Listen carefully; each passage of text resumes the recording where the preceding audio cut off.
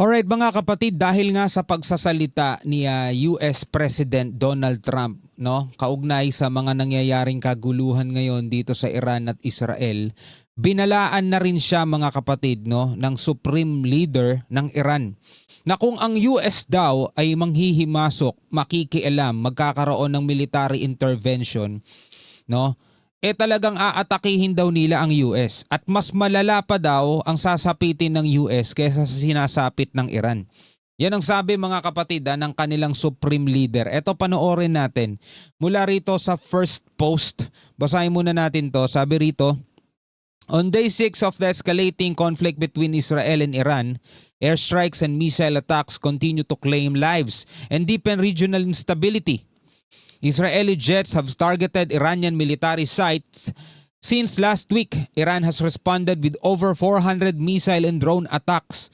Civilians on both sides are suffering with over 585 Iranians and 24 Israelis reported dead. No, mas marami sa Iran. No? Amid panic in Tehran, makeshift shelters are filling and fuel is being rationed. As the war expands, Iran threatens to retaliate against the US. Yan na nga, gaganti sila sa Amerika kung magi-intervene sila o mangingialam.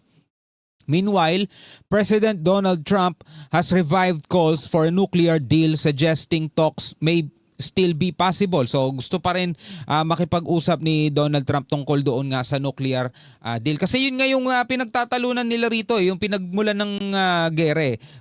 Merong binubuo daw ng mga nuclear weapon ng Iran at yun ang sinira ng Israel dahil delikado nga daw yun sa kanila mga tol. Ito panoorin natin ito mula rito sa first post. Bago natin to simulan, huwag mong kalimutan mag-subscribe mga kapatid, no? Paki-click na rin po ang notification bell para ma-notify ka pag may mga bago tayong reaction video tulad nito. Huwag na natin patagalin pa, panoorin na natin to.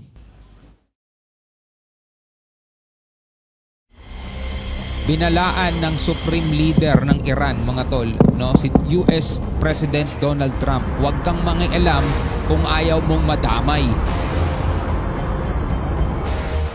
Ito na yung yung nangyayari mga kapatid, no.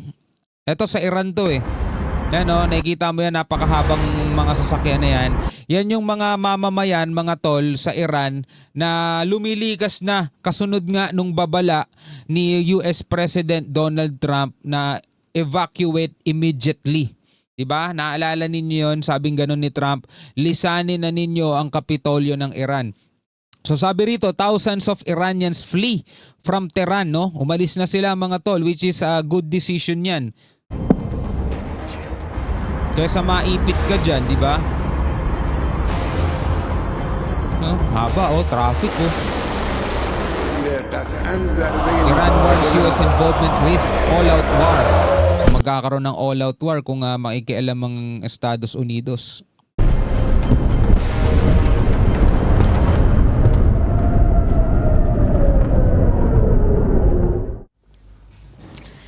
It is day 6 of the Iran-Israel war. With each passing day, the conflict is intensifying. Israeli warplanes are pounding the Iranian capital and Iran is firing back with missiles and drones.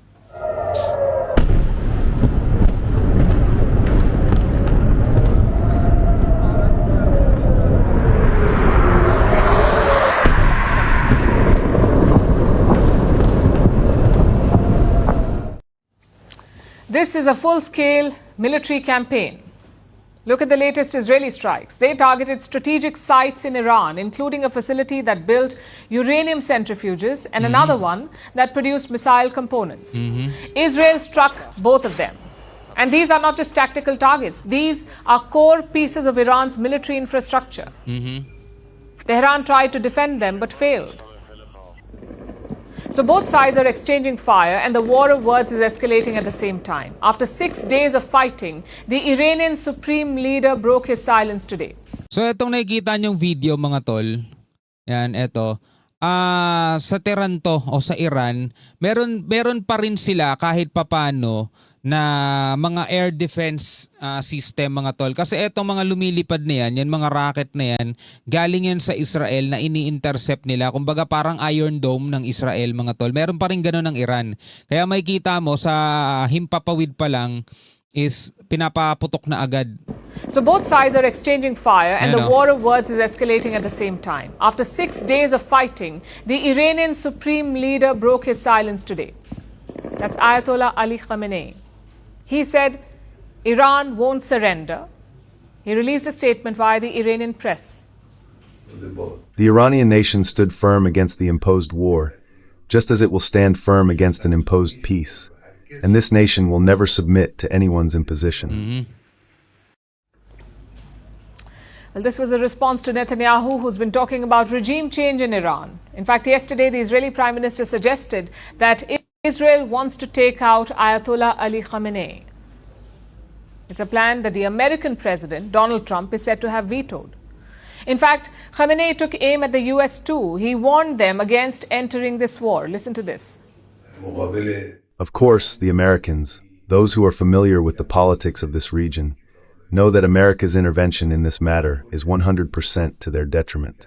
What they will suffer in this regard Ibig sabihin mga tol, kapag nangialam daw ang Amerika dito sa nangyayaring gulo sa pagitan ng Israel at saka ng Iran is 100% detriment o yung pagkasira mga tol ng Amerika, no? Yun doon mauuwi yung pag-i-intervene ng US. Ito'y isang matinding babala ng Supreme Leader kay Donald Trump. Huwag kayong mangialam dahil kayo ay mapipinsala.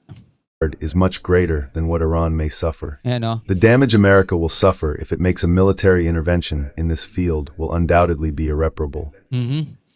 Diba? Yun daw yung matatamo nilang pinsala. Diba? Wala nang kumbaga mas matindi pa sa pwedeng matamo ng Iran kapag nangialam ang US. So the message from Tehran is clear. They won't stop at striking Israel. If required, they will target the US too. This is what an Iranian official said. Di ba nagbabala rin mga tol si US President Donald Trump, isang sundalo lang daw nila ang masawi. Di ba papasok din daw sila sa gera para bakbakan ng Iran. Yun ang sabi ni Trump. That if the US steps in, Tehran will respond. We come to the conclusion that United States is directly involved in attacks against Iran, we will start responding to United States. At least 585 Iranians have been killed in the last few days, and this includes 230 civilians, and more than 1,300 Iranians are wounded. But Iran is not holding back. It is also imposing costs on Israel.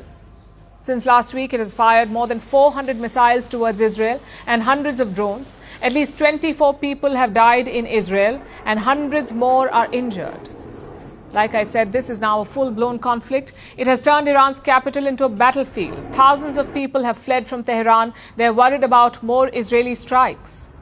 The tension is palpable on the streets of Tehran. They wore a deserted look today.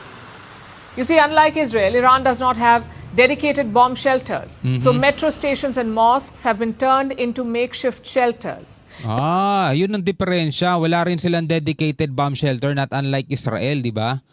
Hindi sila ganun.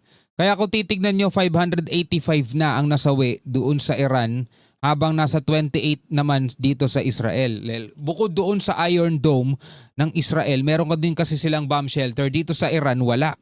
Petrol stations are now rationing fuel, just 10 liters of fuel for each customer. This has led to long lines outside stations and even more panic. Israel's warning caused the chaos. On Monday, they asked people in central Iran to evacuate. The message was circulated on X. Now, this is something that Israel has done before. It used the same playbook with Gaza, with Lebanon, and with Yemen. It issued warnings on social media asking people to leave. Saka alam niyo yung paglikas ng mga tao dahil dun sa babala ng Israel at saka ng United States. Yun day parang yun ay parang pagpapakita rin ng hindi sila ganun kakumpiyansa, no, sa kakayanan ng kanilang bansa na depensahan. Kasi mga tol, pagkasabing ganun, kita nyo naman kung gaano karami yung lumilikas, no. Well, syempre hindi ka rin naman talaga pwede magbigay ng 100% pagtitiwala sa bansa mo. Lilikas ka talaga. 'Di ba? Pero sa Iran ganun ang nangyayari ngayon, no? Lumilikas talaga sila.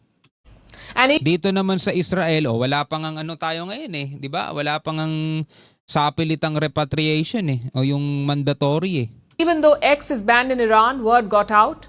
Then came a post from US President Donald Trump. He amplified the threats. He said everyone must evacuate immediately. The problem is, everyone cannot do that. This is Iran. It's a country that has been suffering an economic crisis for years with no fuel, no money, and no shelter. Mahirap din pala tong bansang to, kaya pala hindi lahat makakalikas.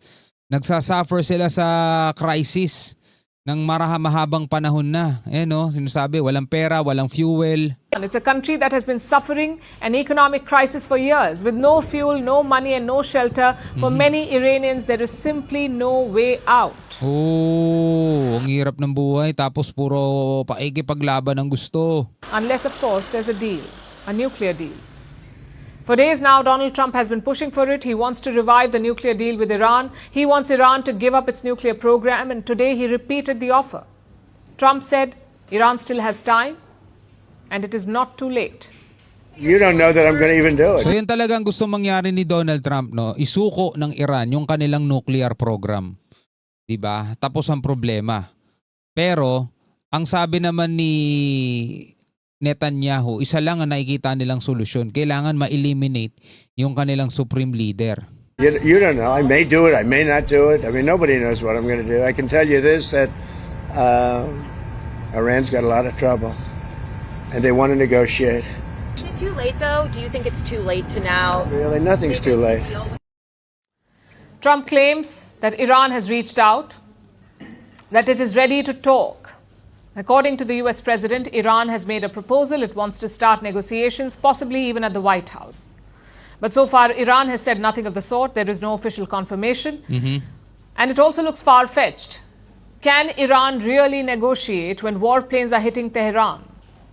It's unlikely. But then again, the other option is worse. It's a war that no side can really afford, including those who are not fighting it. Yeah, tama. Ngayon mga kapatid, eto na nga, no? Etong mga nangyayaring labanan dito sa Iran at saka sa pagitan ng Israel, mga tol, ay hindi pa natin nakikita ngayon na bigla-biglang hihinto o bigla-biglang magkakaroon ng tigil putukan. At ika-6 na araw na to, patuloy pa rin ang bakbakan nitong dalawang bansa, mga tol. At nagbabala nga ang Iran na kapag nakisali ang Amerika, nag-intervene sila, military intervene, sasapitin nila ay mas malala pa sa sinasapit daw ng Iran. Yan ang sabi, mga kapatid, na anong sa tingin ninyo? Anong mangyayari? Sabi naman ni Donald Trump na isa lang ang sundalong masawi sa pag-atake ng Iran, talagang maikisama na talaga sila, makikisali. Actually, umalis nga yung aircraft carrier ng Amerika dito sa may Indo-Pacific para rumesbak dyan. Pumunta na dyan yung isang aircraft carrier ng Amerika, mga tol. Kumbaga, talagang nakahanda ang puwersa nila. Nakahanda silang makipagbakbakan din bilang suporta dito sa Israel. Anyway, bilang mga Pilipino, ano masasabi nyo dyan? Comment na lamang kayo sa ibaba. Hanggang sa muli, ako nga pala si Shobaldi. Peace out.